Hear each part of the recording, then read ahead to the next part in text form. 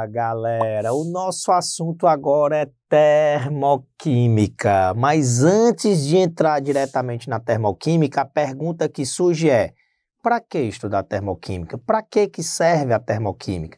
Na hora que você estiver fazendo aquela sua atividade física e quiser saber se você está fazendo uma atividade física adequada, uma atividade física que está fazendo com que você queime mais calorias ou menos calorias, a termoquímica está relacionada com isso.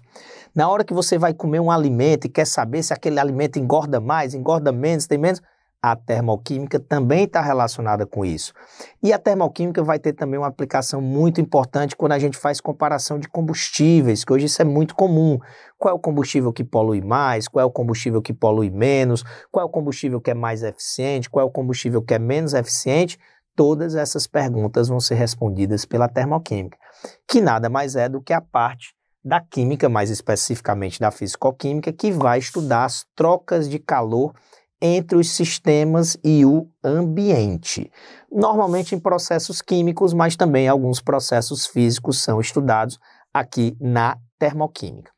Um conceito importante quando a gente começa a estudar termoquímica é o conceito de entalpia.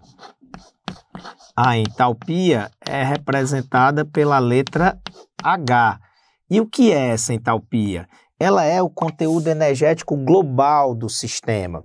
Só que como na termoquímica nós estamos preocupados em entender, em descobrir se o sistema está perdendo calor para o ambiente ou ele está absorvendo calor para o ambiente, a gente não está interessado nesse conteúdo energético global. A gente tem que comparar a entalpia no início e a entalpia no final do processo, porque a partir desse cálculo, dessa variação de entalpia, a gente tem como identificar se o processo está liberando calor para o ambiente ou está absorvendo calor para o ambiente. Então, o mais importante é o ΔH, que é a variação de entalpia, que vai ser a entalpia final menos a entalpia inicial.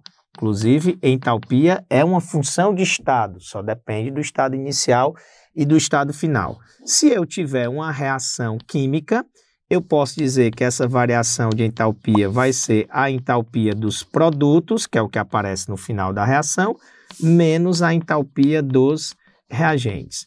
E a partir do cálculo dessa variação de entalpia, desse ΔH, eu tenho como identificar como é que vai ser o processo termoquímico. A partir do cálculo do ΔH, a variação de entalpia, a gente vai poder classificar os processos termoquímicos de duas formas.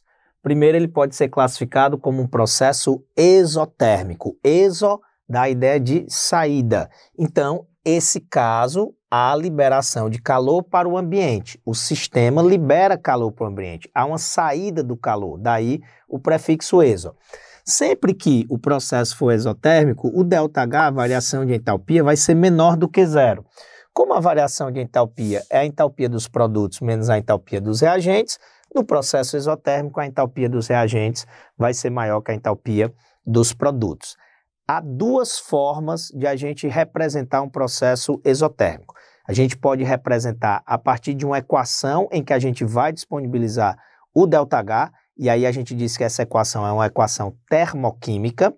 É importante que nas equações termoquímicas sejam colocados os estados físicos das substâncias, pois eles interferem no ΔH, e a gente também vai poder representar o processo exotérmico a partir de um gráfico. Então, vamos pegar um exemplo aqui de uma reação conhecida, a combustão do hidrogênio, ou oxidação do hidrogênio, ou a reação de formação da água.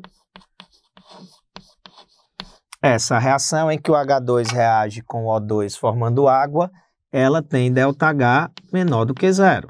Se ela apresenta ΔH menor do que zero, ela será uma reação exotérmica.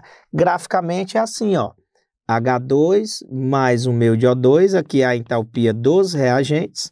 Aqui embaixo, água líquida, entalpia dos produtos, no caso do produto.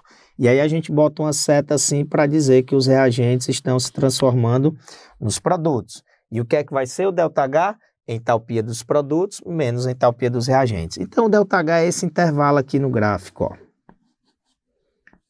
Como a entalpia dos reagentes é maior que a entalpia dos produtos, o ΔH é menor do que zero. Então, a gente tem como representar um processo exotérmico a partir de uma equação termoquímica ou a partir de um gráfico termoquímico. O processo também pode ser classificado como um processo endotérmico, que vai absorver calor do ambiente. Quando o processo for endotérmico, o ΔH vai ser maior do que zero. Como ΔH é a entalpia dos produtos menos a entalpia dos reagentes, no processo endotérmico, a entalpia do produto é maior que a entalpia do reagente. Uma reação que apresenta-se como endotérmica é se eu fizer a combustão ou oxidação do N2. Ele vai reagir com o O2, formando 2NO. Essa reação apresenta ΔH maior do que zero.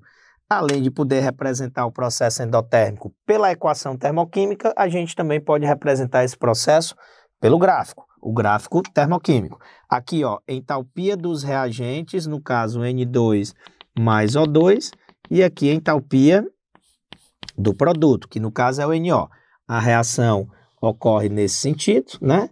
Dos reagentes para os produtos, e o ΔH desse processo é essa diferença aqui, é a entalpia do produto menos a entalpia dos reagentes, nesse caso, ΔH maior do que zero.